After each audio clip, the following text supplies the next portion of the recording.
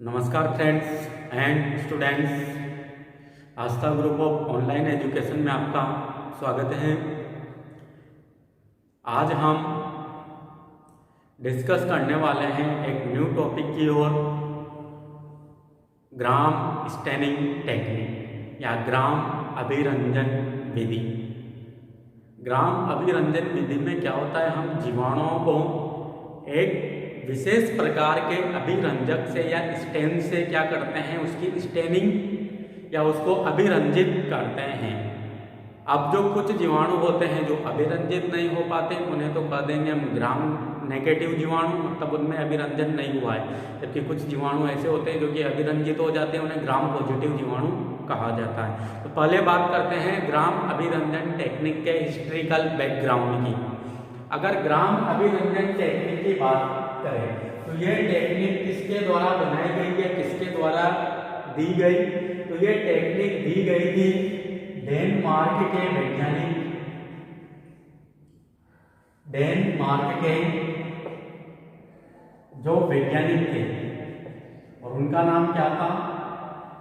Hans Christian ग्राम। क्या था? Hans Christian ग्राम। इस साइंटिस्ट के द्वारा जीवाणुओं को अभिरंजित करने की एक टेक्निक दी गई जिसे ग्राम अभिरंजन टेक्निक या ग्राम स्टेनिंग टेक्निक कहा जाता है। अब इस टेक्निक में इस ग्राम अभिरंजन टेक्निक में जो हैंस क्रिश्चियन ग्राम था, इसने दो प्रकार के अभिरंजकों का उपयोग किया। अब वह अभिरंजक कौन कौन से थे? एक तो क्रिस्टल वायलेट,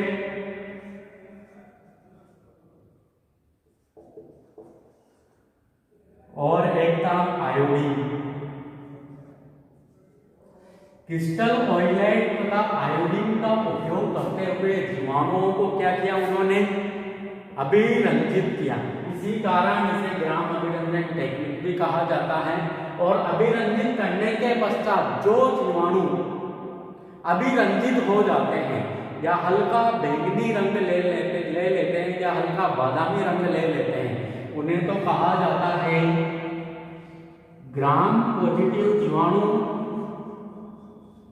और जो जीवाणु इस टेक्निक के माध्यम से या क्रिस्टल वायलेट व आयोडीन के माध्यम से अभिरंजित नहीं हो पाते, उन्हें कहा जाता है ग्राम नेगेटिव जीवाणु या ग्राम नेगेटिव बैक्टीरिया।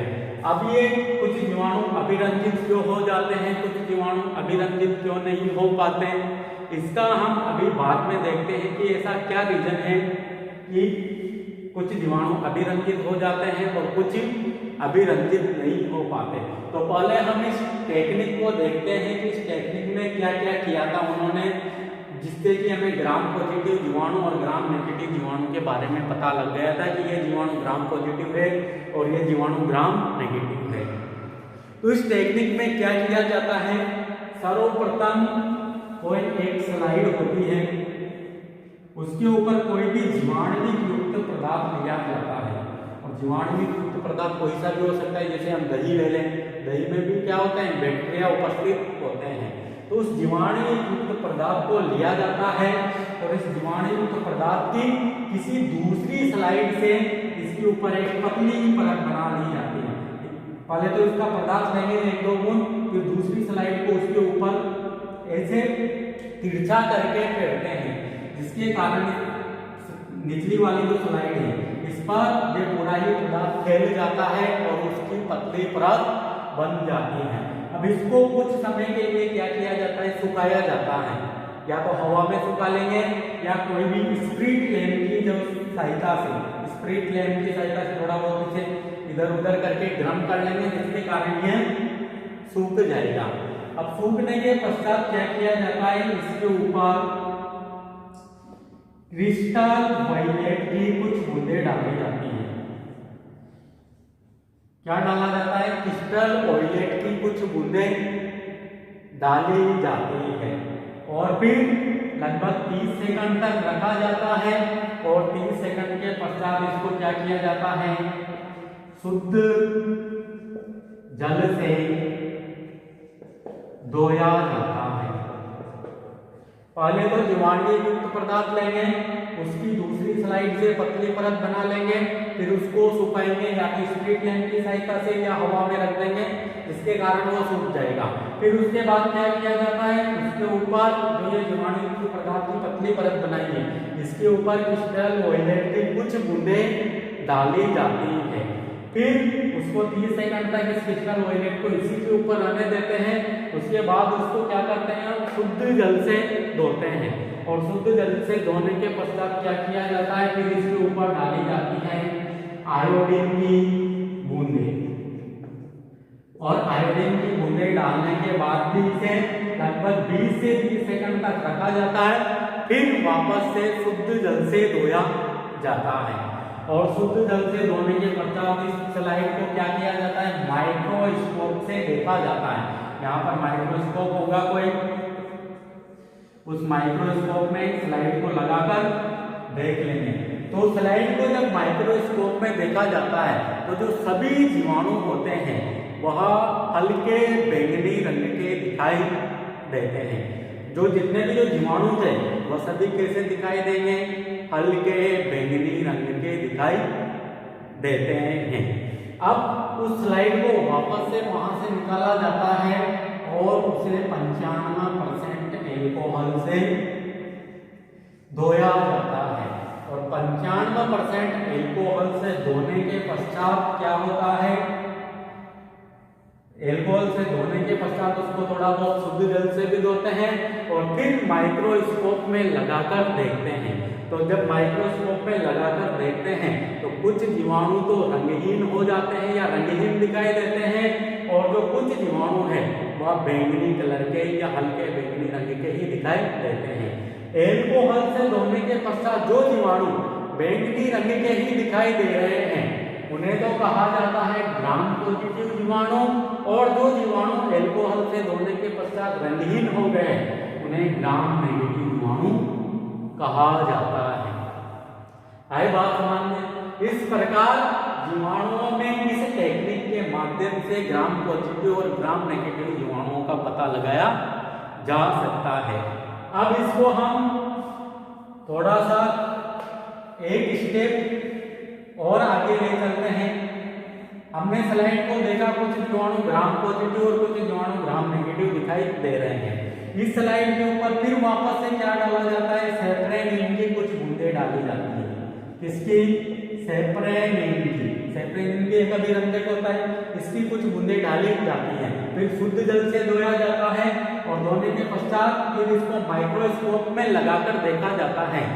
तो जो ग्राम पॉजिटिव जीवाणु हैं वह तो बैंगनी रंग के ही दिखाई देते हैं, परंतु जो ग्राम नेगेटिव जीवाणु हैं जो कि रंगहीन दिखाई दे रहे थे वह कैसे हो जाते हैं, हल्के गुलाबी कलर के दिखाई देते हैं, या हल्के गुलाबी रंग के वह हमें दिखाई देते हैं। इस प्रकार ग्राम पॉजिटिव और ग्राम नेगेटिव जीवाणुओं में अंतर को देखा जाता है। अब यहाँ पर देखना कि जो ग्राम पॉजिटिव जीवाणु है वही क्यों बैंगनी रंग के दिखाई दे रहे हैं, जबकि ग्राम नेगेटिव जीवाणु बैंगनी रंग के क्यों नहीं दिखाई दे रहे हैं।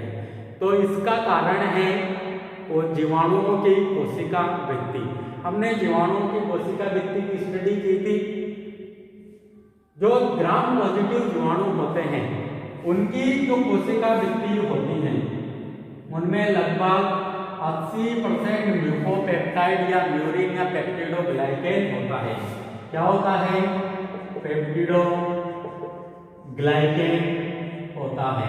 जबकि जो ग्राम नेगेटिव जीवाणु हैं इनमें जो पेप्टिडोग्लाइकेन की मात्रा होती है वो लगभग 5 से 15 या 5 से 10% ही होती है, और लगभग इनमें 50% तक क्या होता है, क्या पाया जाता है, 50% तक इनमें लिपिड पाया जाता है। कोशिका वृद्धि में लिपिड की मात्रा ग्राम नेगेटिव जीवाणुओं में ज्यादा देखने को मिलती है, जबकि जो ग्राम पॉजिटिव जीवाणु हैं इनमें लिपिड की मात्रा लगभग 2 से 3% या 5% तक ही पाई जाती है।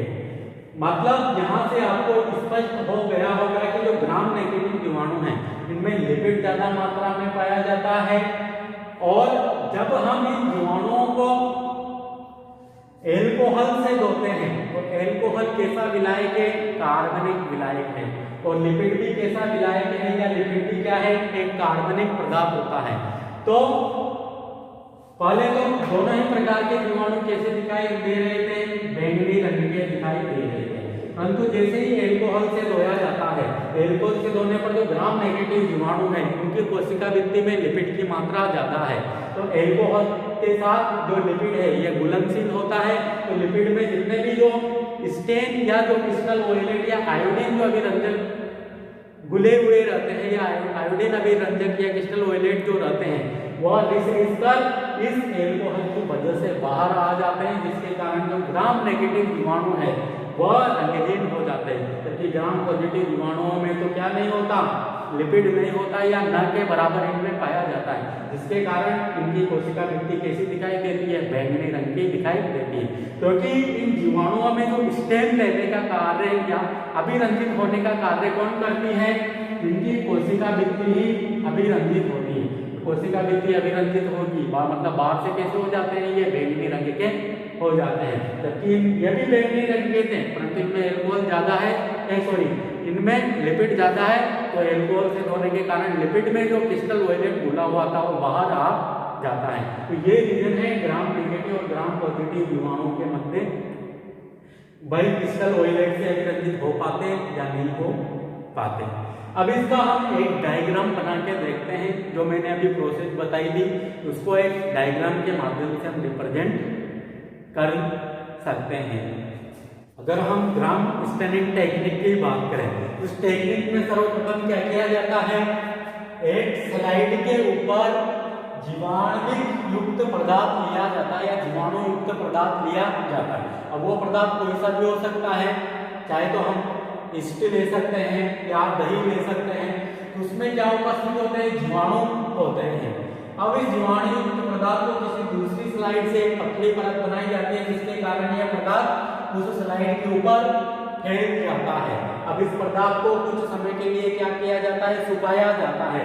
या तो स्प्लिट लैंप की सहायता से सुखा सकते हैं या इसे हम हवा में भी सुखा सकते हैं। सूखने के पश्चात इसके ऊपर क्या किया जाता है? जो हमारा अभिरंजक है क्रिस्टल ऑयलेट, उसकी कुछ बूंदें डाली जाती हैं और 30 सेकंड तक उसे ऐसा ही रखा जाता है। और फिर उसके बाद उसे शुद्ध जल से धोया जाता है। शुद्ध जल से धोने के पश्चात इसी के ऊपर वापस से आयोडीन की कुछ बूंदें डालेंगे और 30 सेकंड तक रखा रहने देंगे और उसके बाद शुद्ध जल से धो देंगे।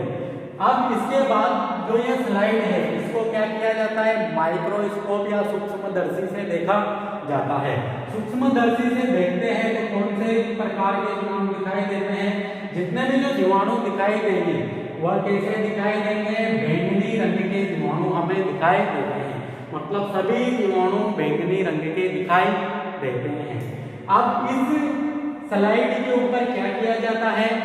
95% एल्कोहल, 95% C2H5OH मतलब एथिल एल्कोहल की कुछ बूंदे यहाँ पर डाली जाती है इस स्लाइड के ऊपर। 95% का मतलब तो जानते हो आप, 95% तो क्या होगा? एथिल एल्कोहल होगा और कुछ मात्रा में 5% की मात्रा में यहाँ पर वाटर उपस्थित होगा। इसे क्या कहा जाता है? 95% एल्कोहल। उसकी कुछ बूंदे इस स्लाइड पर डालेंगे, जिसके कारण क्या होगा? कुछ जीवाणु तो हमें रंगहीन दिखाई देंगे और कुछ जीवाणु बैंगनी रंग के ही दिखाई देंगे। जो जीवाणु रंगहीन दिखाई देते हैं उन्हें ग्राम नेगेटिव जीवाणु कहा जाता है और जो जीवाणु बैंगनी रंग के दिखाई देते हैं उन्हें ग्राम पॉजिटिव जीवाणु कहा जाता है। अब जो ये रंगहीन और जो बैंगनी रंग के जीवाणु हैं इनको वापस से 1% सेप्रेनिन की कुछ बूंदें डालकर फिर वापस से माइक्रोस्कोप में देखा जाता है। पहले तो इस स्लाइड को क्या करेंगे? वापस से धोएंगे, फिर 1% सेप्रेनिन की कुछ बूंदें डालेंगे और फिर माइक्रोस्कोप से देखेंगे, जिसके कारण जो ग्राम नेगेटिव जीवाणु है जो पहले यहाँ पर रंगहीन दिखाई दे रहे थे ये कैसे हो जाएंगे? गुलाबी कलर के हो जाएंगे। जबकि जो बैंगनी रंग के जीवाणु हैं ये पहले कैसे थे? ग्राम पॉजिटिव थे। तो बैंगनी रंग के सेम टू सेम वैसे ही रहेंगे, मतलब बैंगनी रंग के ही रहेंगे और जिन्हें ग्राम पॉजिटिव जीवाणु कहा जाएगा। इस प्रकार स्टैनिंग टेक्निक के द्वारा या ग्राम अभिरंजक विधि के द्वारा जीवाणुओं को अभिरंजित किया जाता है। अब मैंने आपको बताया था कि जो ग्राम नेगेटिव जीवाणु है ये बैंगनी रंग के क्यों नहीं हुए जब हमने क्रिस्टल वायलेट से अभिरंजित किया और एल्कोहल से धोने के बाद। तो जो ग्राम नेगेटिव जीवाणु है इनकी जो कोशिका वृद्धि होती है उसमें जो लिपिड होता है इसकी मात्रा ज्यादा होती है और लिपिड कार्बनिक विलायकों में क्या होते हैं, विलेयशील होते हैं। जब हमने यहाँ पर एथिल अल्कोहल डाला जो कि एक कार्बनिक विलायक था तो उसने लिपिड में घुले हुए क्रिस्टल वायलेट और आयोडीन को घोलकर बाहर की ओर निकाल लिया, जिसके कारण यहाँ पर जो सभी जीवाणु ग्राम बैंगनी रंग के दिखाई दे रहे थे उनमें से जो ग्राम नेगेटिव जीवाणु थे उनकी कोशिका वृद्धि से जो क्रिस्टल वायलेट और जो आयोडीन था वो रिस कर एल्कोहल की वजह से बाहर निकल गया और वो कैसे हो गए, रंगहीन हो गए। क्योंकि जो ग्राम पॉजिटिव जीवाणु थे इनमें तो लिपिड तो था ही नहीं या था तो बहुत ही कम मात्रा में, इसी कारण ये बैंगनी रंग के रह गए। इस प्रकार इस टेक्निक को हमने यहाँ पर समझ लिया है। अब हम बात करेंगे ग्राम पॉजिटिव जीवाणु और ग्राम नेगेटिव जीवाणु, इनमें डिफरेंसेज क्या है या इनमें अंतर क्या है। कभी आपके एग्जामिनेशन में पूछा जाता है कि ग्राम पॉजिटिव जीवाणु और ग्राम नेगेटिव जीवाणु में अंतर को स्पष्ट कीजिए। तो अगर डेफिनेशन की इनकी बात करें तो वे जीवाणु जिनको क्रिस्टल वायलेट और आयोडीन से अभिरंजित करने के पश्चात जब एल्कोहल से धोया जाता है तो जो जीवाणु डी-स्टेन हो जाते हैं मतलब अभिरंजित नहीं होते उन्हें तो ग्राम नेगेटिव जीवाणु कहा जाता है और एथिल अल्कोहल से धोने के पश्चात जो जीवाणु बैंगनी रंग के ही रहते हैं उन्हें क्या कहा जाता है, ग्राम नेगेटिव जीवाणु कहा जाता है। तो डेफिनेशन तो हम यहाँ से निकाल लेंगे।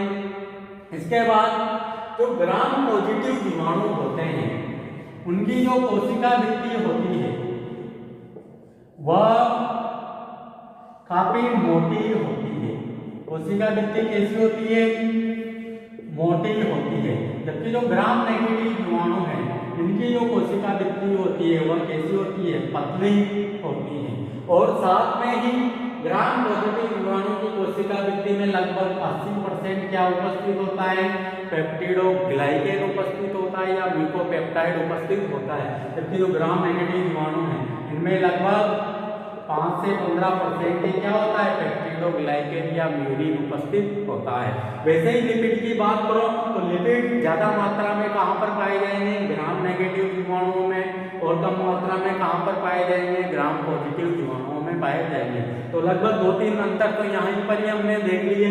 इसके बाद जो ग्राम नेगेटिव जीवाणु होते हैं, कौन से जीवाणु, ग्राम नेगेटिव जीवाणु, इनकी जो कोशिका वृद्धि होती है हमने देखा पतली होती है और इनकी कोशिका वृद्धि के बाहर की ओर एक झिल्ली नुमा आवरण पाया जाता है, उसके बीच में कोशिका वृद्धि होती है और वापस से फिर कोशिका झिल्ली होती है। तो मतलब ग्राम नेगेटिव जीवाणु की जो कोशिका वृद्धि होती है वो बहुपर्ती होती है, जबकि जो ग्राम पॉजिटिव जीवाणु की जो कोशिका वृद्धि होती है वो होमोजीनस या समांगी प्रकृति की होती है, क्योंकि उसमें एक समान रूप से सभी व्यवस्थित होते हैं, जैसे एन-एसिटाइल ग्लूकोसेमाइन, म्यूरेमिक अम्ल, एन-एसिटाइल म्यूरेमिक अम्ल, एन-एसिटाइल ग्लूकोसेमाइन और कुछ जो प्रोटीन्स होते हैं वह एक समांगी रूप से व्यवस्थित होते हैं, मतलब होमोजीनस सेल वॉल का निर्माण करने का कार्य करते हैं। उसके बाद जो ग्राम पॉजिटिव जीवाणु है, कौन से जीवाणु, ग्राम पॉजिटिव जीवाणु, इनमें क्या होता है, मीसोसोम प्रेजेंट होते हैं। क्या होते हैं, मीसोसोम प्रेजेंट होते हैं। तो ग्राम नेगेटिव जीवाणु क्या होंगे, ये एब्सेंट होंगे या न के बराबर प्रेजेंट होते हैं। ग्राम पॉजिटिव जीवाणु में क्या मिलेंगे, मीसोसोम अधिक मात्रा में मिलेंगे, जबकि ग्राम नेगेटिव जीवाणुओं में या तो ये एब्सेंट होंगे या बहुत ही कम हमें देखने को मिलेंगे। और मीसोसोम का कार्य तो आपको याद ही है, ये माइटोकॉन्ड्रिया के एनालॉगस होते हैं और कोशिकीय शोषण और साथ में ही जो कोशिका वृद्धि जो निर्माणीय पदार्थ है उनका निर्माण करने का कार्य करते हैं। इसके बाद जो ग्राम पॉजिटिव जीवाणु है इनमें क्या होता है, टिकोइक अम्ल उपस्थित होता है। कौन सा अम्ल? टिकोइक अम्ल, जो कि एक हाइड्रोफिलिक पदार्थ होता है या हाइड्रोफिलिक बहुलक है। और जो ये टिकोइक अम्ल है ये किससे मिलकर बना हुआ होता है? तो एक तो रिबिनॉल और ग्लिसरॉल, इनके मिलने से एक बहुलक का निर्माण होता है जिसे क्या कहा जाता है? टिकोइक अम्ल कहा जाता है। किससे मिलकर बना होता है? रिबिनॉल और ग्लिसरॉल, इन दोनों ही पदार्थों के मिलने से एक हाइड्रोफिलिक बहुलक का निर्माण होता है जिसे टिकोइक अम्ल कहा जाता है। और इसकी नेचर कैसी है? हाइड्रोफिलिक है और ये केवल ग्राम पॉजिटिव जीवाणु की कोशिका भित्ति में पाया जाता है। और इसका कार्य क्या है? ग्राम पॉजिटिव जीवाणु के अंदर जो भी पॉजिटिव पदार्थ है उनको अंदर लेने का, क्योंकि इसकी जो प्रकृति होती है वह कैसी होती है? ऋणावेशित होती है। और ये जो पॉजिटिव आवेश वाले पदार्थ है उनको कोशिका भित्ति से अंदर उनका जो आवागमन है उसको सुनिश्चित करने का कार्य टिकोइक अम्ल के द्वारा ही किया जाता है। जबकि जो ग्राम नेगेटिव जीवाणु है उसमें टिकोइक अम्ल एब्सेंट होता है। उसके बाद हम बात करें, जो ग्राम पॉजिटिव जीवाणु है वह विभिन्न एंटीबायोटिक के प्रति संवेदी होते हैं। जैसे अगर पेनिसिलिन की हम बात करें, साथ ही और भी अन्य एंटीबायोटिक हैं उनके प्रति क्या होते हैं? संवेदी होते हैं। संवेदी कौन होंगे? ग्राम पॉजिटिव जीवाणु। जबकि प्रतिरोधी कौन होते हैं? वह होते हैं ग्राम नेगेटिव जीवाणु। इसी कारण जो ग्राम नेगेटिव जीवाणु हैं वो कैसे होते हैं? संक्रामक प्रकृति के, मतलब रोग कारक होते हैं। जबकि जो ग्राम पॉजिटिव जीवाणु है वह असंक्रामक या अरोगकारी होते हैं और पेनिसिलिन के प्रति संवेदी होते हैं। मतलब पेनिसिलिन उनकी कोशिका भित्ति में जो N acetyl glucosamide N acetyl uremic अम्ल है उनके बीच के बीटा 1,4 जो ग्लाइकोसाइडिक जो लिंकेज है या उनके बीच का बीटा 1,4 जो बंध है उसको तोड़कर कोशिका भित्ति को नष्ट कर देता है। इसी कारण ये संवेदी होंगे कि नहीं होंगे? पेनिसिलिन के प्रति होंगे ना।